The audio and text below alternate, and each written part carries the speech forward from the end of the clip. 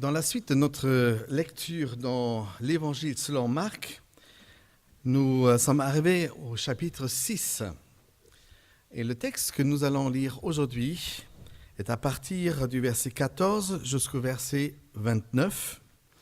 Et le titre que j'ai choisi, « Quand la vérité dérange ». Écoutez la voix de notre conscience. Quand la vérité dérange, écoutons la voix de notre conscience.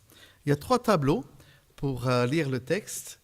Et merci Tom, je vois que tu as les micros, de nous faire la lecture, s'il te plaît. Le roi Hérode entendit parler de Jésus, car son nom était devenu célèbre. Il disait « Jean-Baptiste est ressuscité et c'est pour cela qu'il a le pouvoir de faire des miracles. » D'autres disaient « C'est Élie » et d'autres disaient « C'est un prophète, comme l'un de nos prophètes. » Mais Hérode, en apprenant cela, disait « Ce Jean que j'ai fait décapiter, c'est lui, il est ressuscité. » En effet, Hérode lui-même avait fait arrêter Jean et l'avait fait enchaîner en prison à cause d'Hérodiade, la femme de son frère Philippe, qu'il avait épousée. Car Jean lui disait « Il ne t'est pas permis d'avoir pour femme l'épouse de ton frère. » Furieuse contre Jean, Hérodiade voulait le faire mourir. Mais elle ne le pouvait pas, car Hérode redoutait Jean, sachant que c'était un homme juste et saint. Il le protégeait. Après l'avoir entendu, il était souvent perplexe, et c'était avec plaisir qu'il l'écoutait.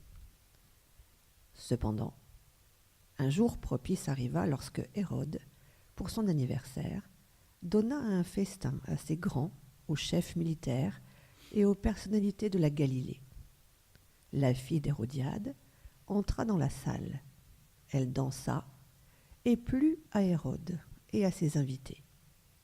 Le roi dit à la jeune fille « Demande-moi ce que tu veux et je te le donnerai. » Il ajouta avec serment « Ce que tu me demanderas, je te le donnerai, même si c'était la moitié de mon royaume. » Elle sortit et dit à sa mère « Que demanderai-je » Sa mère répondit « La tête de Jean-Baptiste. » La tête de Jean-Baptiste.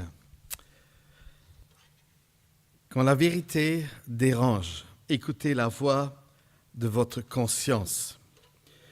J'aime bien les dictons et très souvent vous me voyez commencer avec des dictons. Certains dictons sont même tirés de la Bible, d'autres de la sagesse humaine. Voilà ce que dit un dicton. Quand la vérité dérange, on fait taire celui qui la proclame. Si la vérité dérange, on fait taire celui qui la proclame. D'une manière ou d'une autre, que cette vérité arrête d'être dite. Au moins que cette vérité soit tue, ou tuée, comme vous voulez, n'est-ce pas? Mais que la vérité me dérange plus. Le prophète Jean-Baptiste avait dit cette vérité au roi Hérode et cette vérité le remettait sérieusement en question. On peut faire taire celui qui dit la vérité, mais ça n'empêche pas la vérité de demeurer.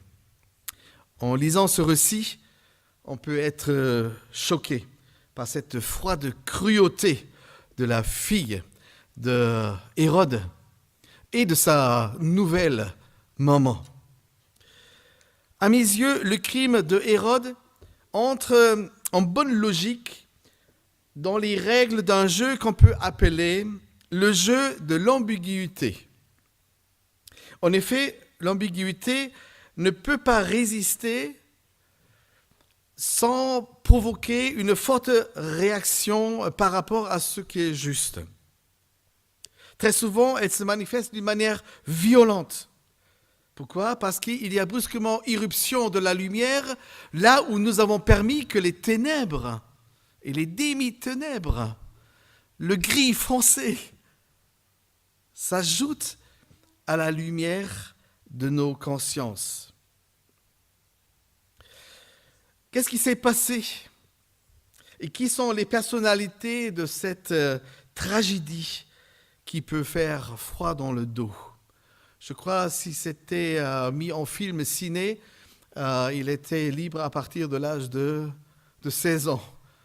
Tellement c'est méchant, tellement c'est cruel et tellement ça finit sanglant.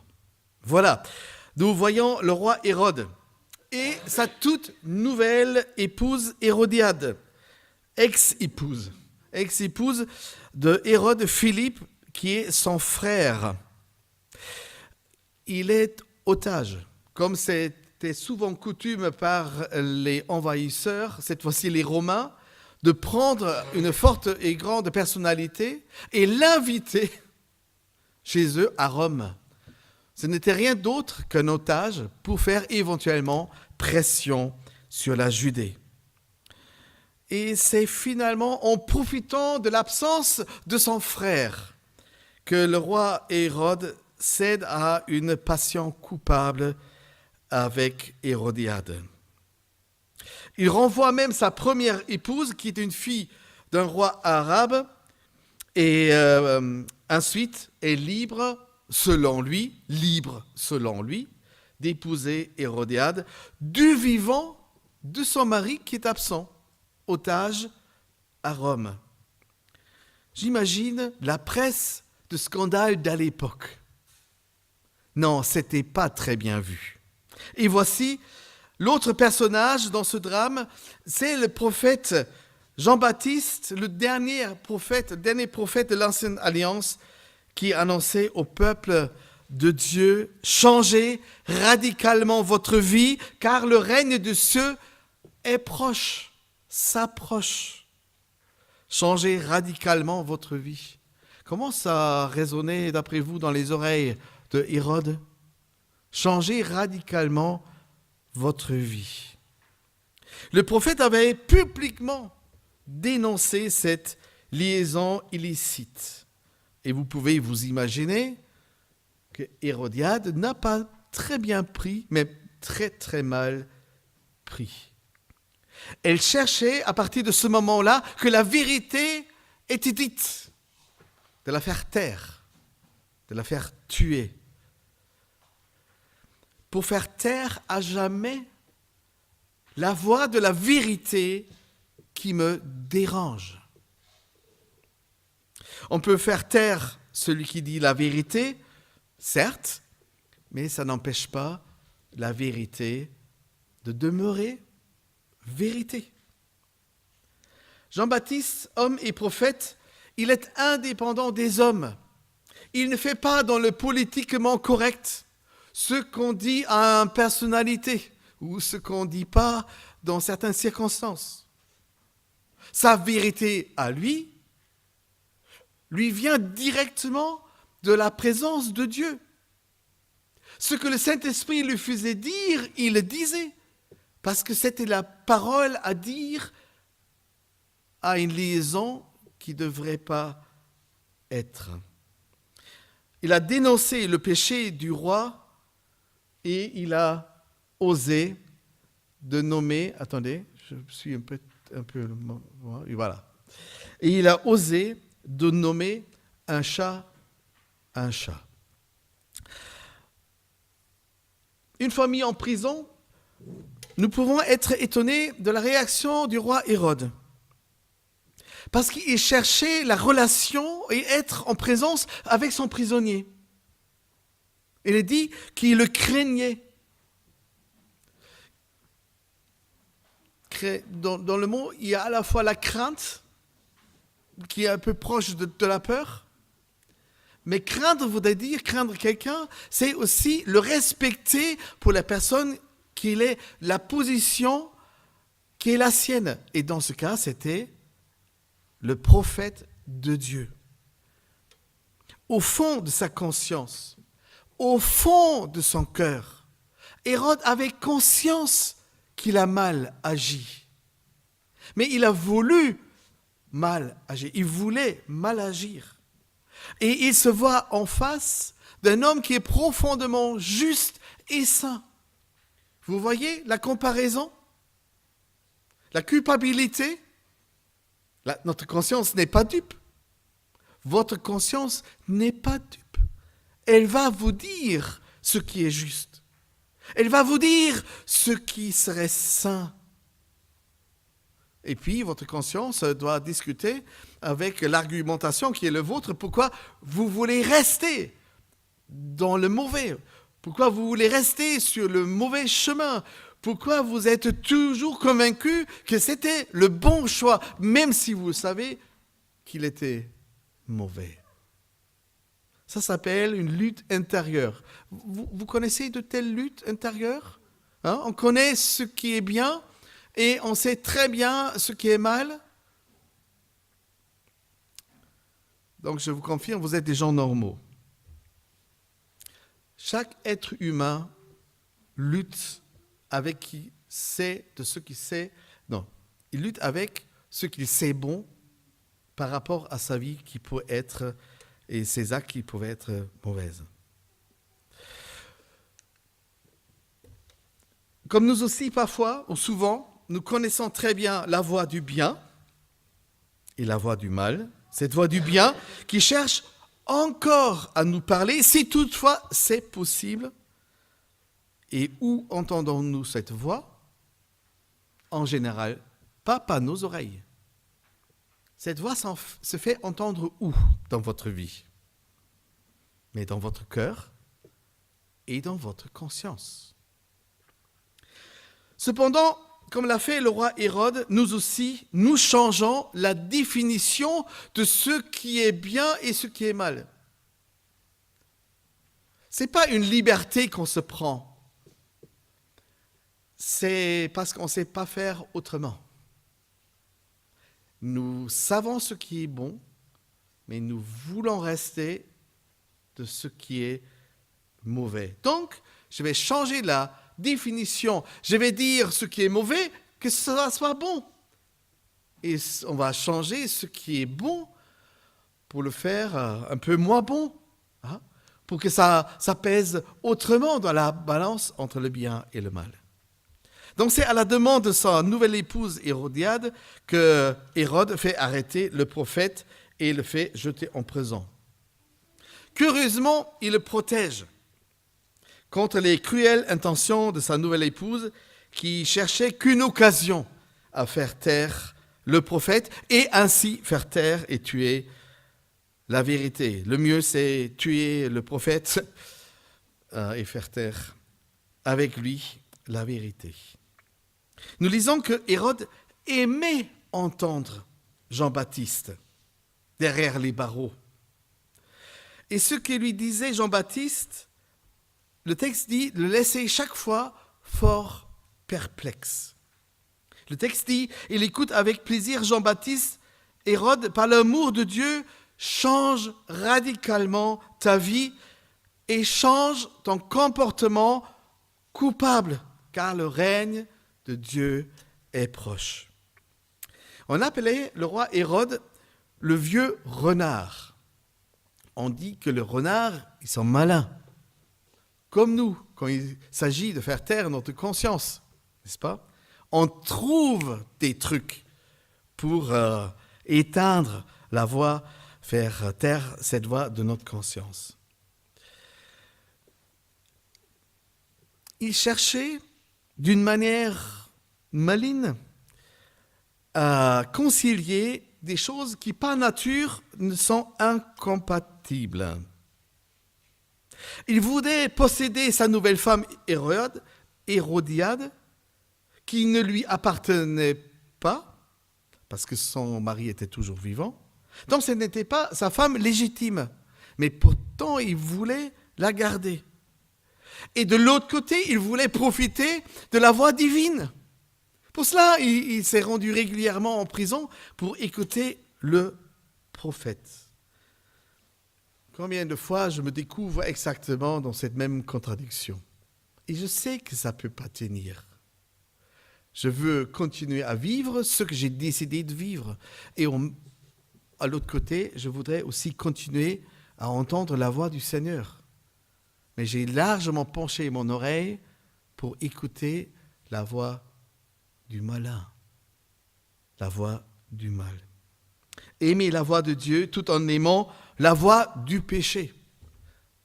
C'est pas compatible. C'est comme des PC, des ordinateurs Windows qui marchent sur Windows et d'autres marchent sur Apple. C'est pas compatible. Certaines choses ne sont pas compatibles. Aimer la voix de Dieu tout en aimant la voix du péché. C'est un équilibre instable et difficile et même impossible à tenir. Heureux à qui Dieu sait parler encore. Heureux ceux à qui Dieu sait parler encore.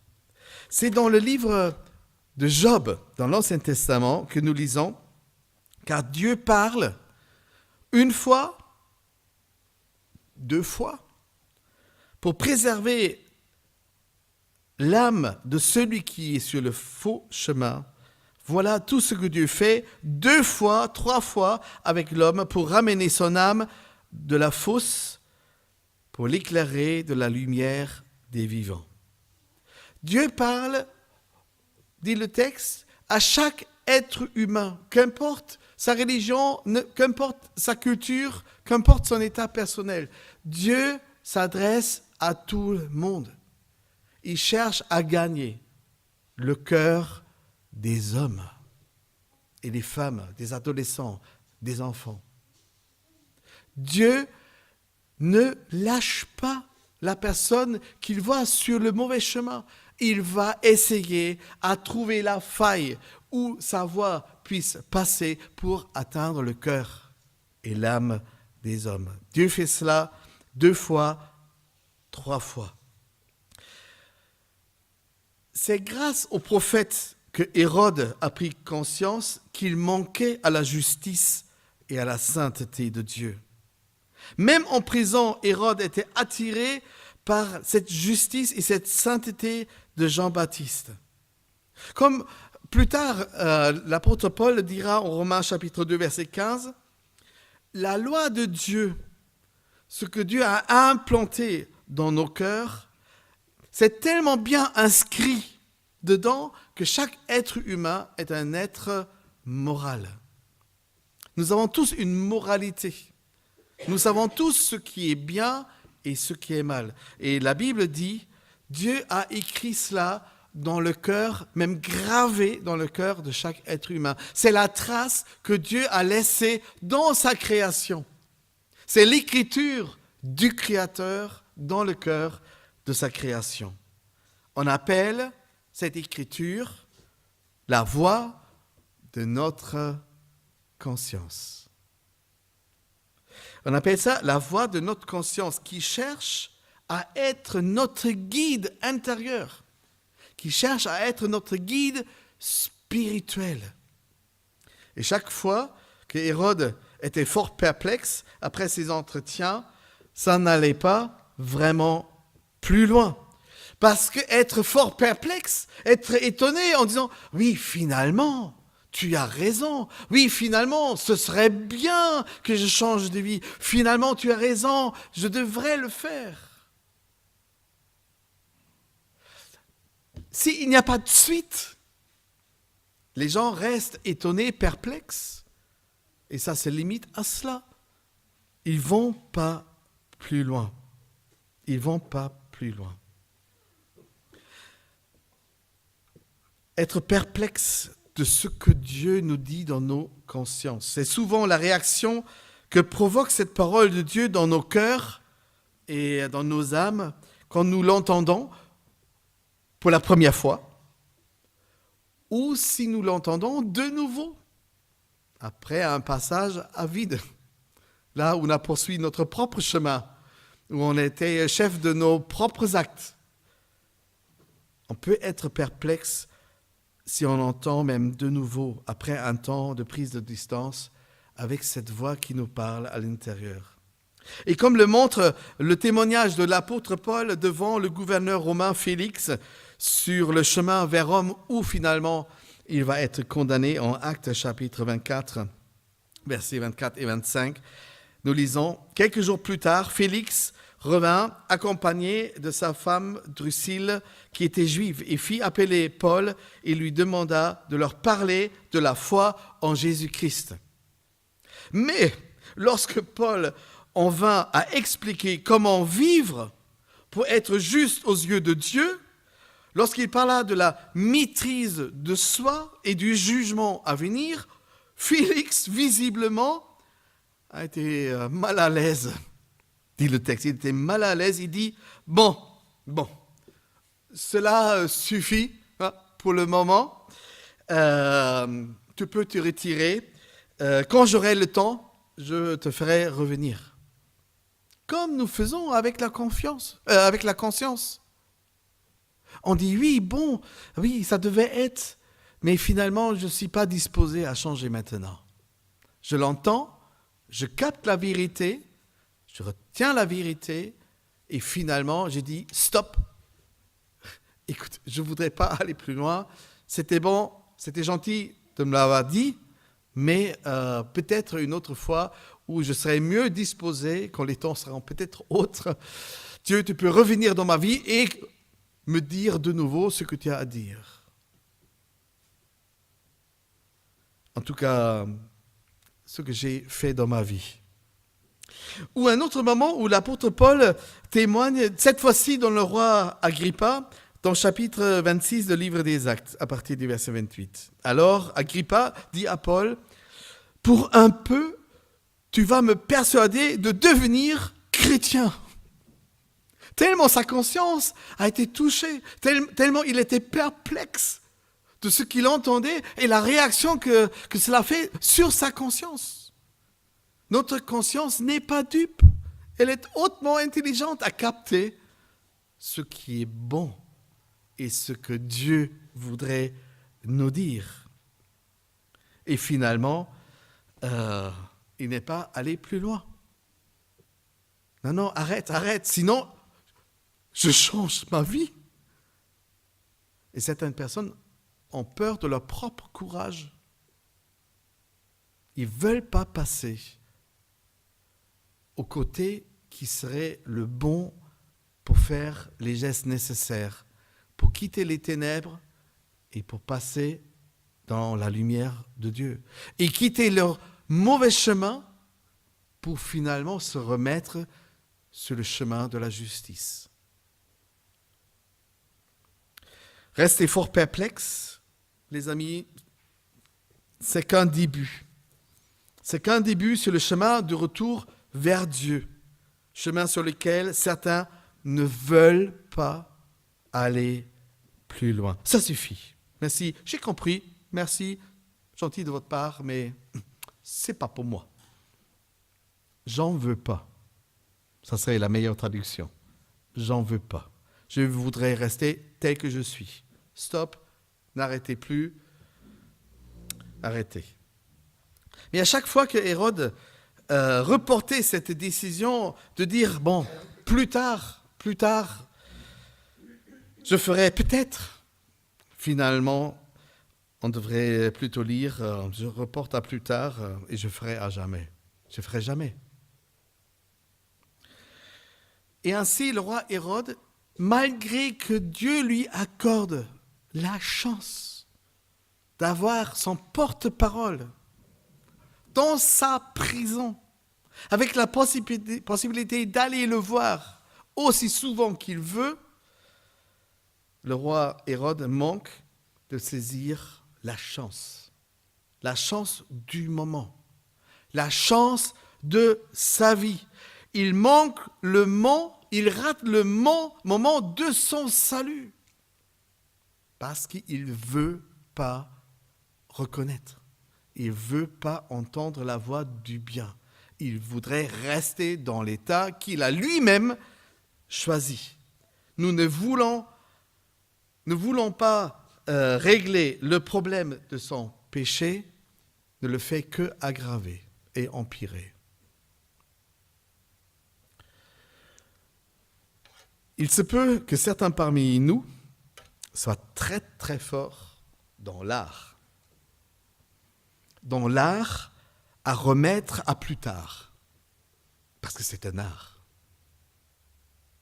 qu'on cultive et qu'on maîtrise. L'art de remettre à plus tard.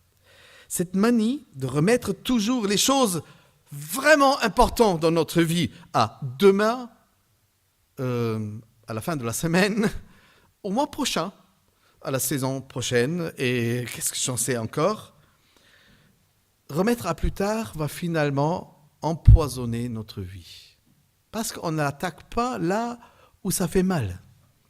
On laisse le mal perdurer. L'homme aime tellement se dire que plus tard se trouvera un moment plus propice. Plus tard, je vais trouver mon salut. Plus tard, ça serait un meilleur moment que celui-ci. Et voilà, on finit de ne pas vivre le présent. Le présent où nous avons la chance, où nous sommes appelés à changer de vie. C'est pas demain, ni dans une semaine. C'est aujourd'hui où nous entendons la voix du Seigneur. Nous entendons dire, change ta vie, change ton comportement. Arrête à vouloir reporter à plus tard ce que tu devrais faire ici et maintenant. Toujours vouloir remettre à plus tard peut alors devenir la première stratégie d'évitement et peut nous entraîner dans des problèmes encore plus graves. Parce qu'à un problème s'ajouteront d'autres problèmes. C'est le propre des problèmes. Et à un péché s'ajoutera un autre péché, auquel s'ajoute encore un autre péché. Et c'est sans fin. Reporter à demain ou à plus tard, de ne pas répondre présent au moment que nous vivons, finalement, on perd confiance en nous-mêmes. On ne l'a pas fait quand il fallait le faire, mais aujourd'hui, avec le regard en arrière, qui suis-je encore attaquer ce qu'il faut attaquer? Comment encore changer ce que je veux changer? J'aurais dû changer il y a, n'est-ce pas? Et avec une certaine nostalgie et avec un certain regret, ou avec un regret certain, on regarde en arrière les chances auxquelles nous avons manqué. Reporter à plus tard, c'est manquer de trouver des opportunités, d'évoluer dans notre vie privée, manquer dans notre vie professionnelle et manquer à l'évolution de notre vie spirituelle. Reporter toujours à plus tard nous fait plonger encore davantage dans les problèmes de toutes sortes, nous amène toutes sortes de complications dans notre vie qui auraient été totalement évitables si on avait saisi le moment propice du ici et maintenant. Quand nous entendons la voix de Dieu, c'est là où nous sommes appelés de répondre et répondre à la voix de notre conscience. Finalement, reporter à plus tard, c'est passer à côté de la vie que Dieu voudrait nous donner, parce qu'on répond jamais. Un vrai disciple du Christ ne peut pas vivre dans cette forme et dans ce jeu ambigu. De savoir au fond dans son cœur, de savoir au fond de sa conscience, de savoir au fond de son âme ce qui serait juste de faire et en même temps préférer de ne pas vouloir changer. Rester tel qu'on est dans l'état de notre péché. Les amis, il faut choisir. Il faut choisir. Dès que vous entendez la voix du Saint-Esprit, la voix de Dieu vous parler, il faut choisir. Être soit dans la vérité de Dieu ou de rentrer dans la vérité de Dieu que nous connaissons, ou rester dans cette fausse tranquillité de notre conscience. Jésus nous dit, si vous demeurez dans ma parole, vous êtes vraiment mes disciples. Vous connaîtrez la vérité et cette vérité vous rendra libre. Donc non, pas seulement écouter, entendre ce qui est la vérité, mais il faut la saisir comme une chance que je peux changer ici et maintenant et retrouver ce que j'ai perdu. La liberté de choisir ce qui est bon et ce que je sais juste. Jean chapitre 8, les versets 31. Si nous ne répondons pas à l'heure de Dieu, les amis, soyez sûrs, le diable saura faire sonner la sienne. Si nous ne répondons pas à l'heure de Dieu, le diable, lui, nous fera sonner la sienne. Verset 21, c'est à l'occasion d'une fête d'anniversaire que le roi Hérode donne un grand festin. Hérode, comme vous pouvez vous imaginer, avec deux belles femmes, une qui est à son frère et à sa fille, il est de bonne humeur, grande fête. Car sa très belle fille, Salomé, va rentrer dans la salle en dansant. Et ça lui plaît. Et ça plaît aussi à tous ses invités. Hérode, lui, il ne pense pas au diable dans ce moment-là. Il est de trop bonne humeur, il est trop distrait. Hérode, lui, il ne pense pas au diable qui cherche son heure à lui. Dans sa générosité, dit le texte, il cherche à impressionner ses invités. Et il va dire la phrase fatale. Il dit à sa fille, « Demande-moi ce que tu voudras et je te le donnerai. » Et puis, il a fait encore un serment, comme si cette promesse ne suffirait pas. Tout ce que tu me demanderas, je te le donnerai, même si c'était la moitié de mon royaume. Versets 22 et 23. Et ces deux phrases, généreusement pensées, étaient finalement la porte ouverte afin que le diable aboutisse à ce qu'il a toujours cherché dans cette histoire. Faire perdre la tête à Jean-Baptiste.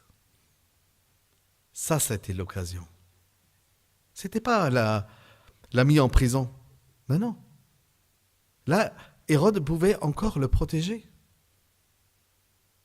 Mais lors de cette fête, dites des paroles dans l'enthousiasme, des promesses généreuses, la parole facile, le serment, sans réfléchir ce qu'il a dit. On l'a déjà tous fait un jour ou un autre dans notre vie. D'où l'autre dicton, que vous connaissez très bien aussi. Avant ouvrir ta bouche, qui connaît la suite? Avant ouvrir ta bouche, allume ton cerveau. Avant ouvrir ta bouche, allume ton cerveau. Réfléchis ce que tu dis. Réfléchis ce que tu es en train de dire. Peu de temps après, quand Hérode entendait le message de Jésus, versets 14 et 16, finalement, il était pris de remords d'avoir exposé de cette manière irréfléchie la vie du prophète Jean-Baptiste par un serment dit à la légère. Mais les amis, il y a un trop tard pour tous nos remords. Tu peux regretter jusqu'à la fin de ta vie et tu ne peux pas rattraper ce que tu n'as pas voulu prendre.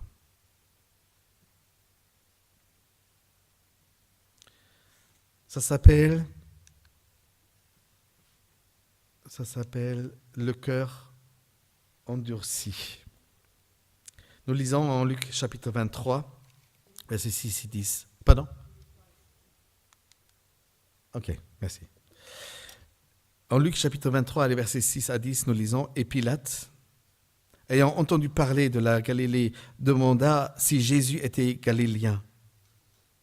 Ayant appris qu'il était de la juridiction du roi Hérode, voilà, de nouveau le roi Hérode, il renvoya à Hérode, qui, en ces jours-là, était lui-même aussi à Jérusalem.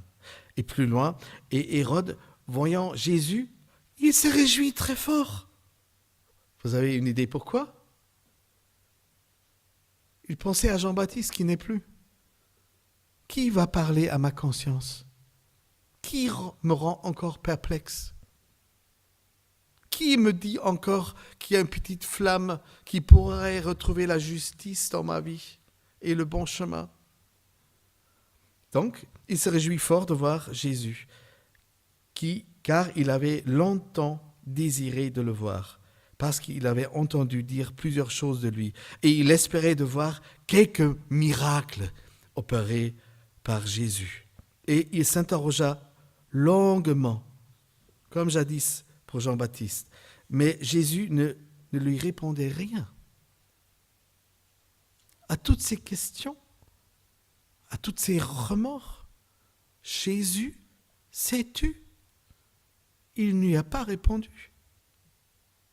Hérode, il a voulu faire taire la vérité. Et quand il a voulu l'entendre, c'est la vérité qui s'est tue. À qui la faute, d'après vous? À qui la faute?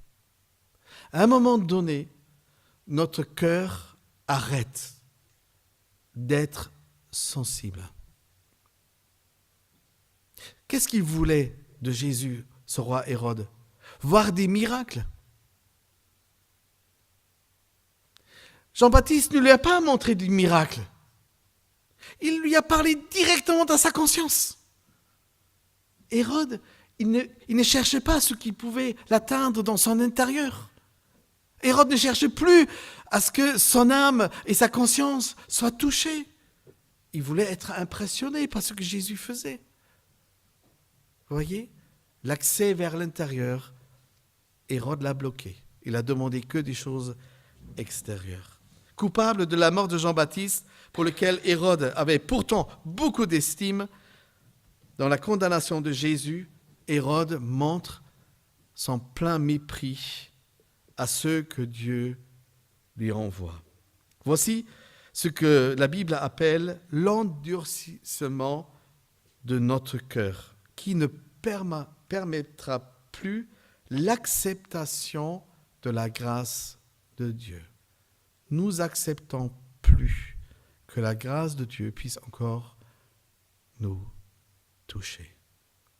Notre cœur est devenu comme une pierre que nous ne voulons plus avoir ni voir changer. Quelques jours avant cette rencontre, Jésus avait encore pleuré pour les hommes vivant dans la ville de Jérusalem. Il était déjà sur le chemin vers sa propre condamnation. Et nous lisons en Luc chapitre 13, verset 34, que Jésus prie et pleure. Jérusalem, Jérusalem, qui tue les prophètes. Et là, il pensait à Jean-Baptiste, le dernier prophète tué.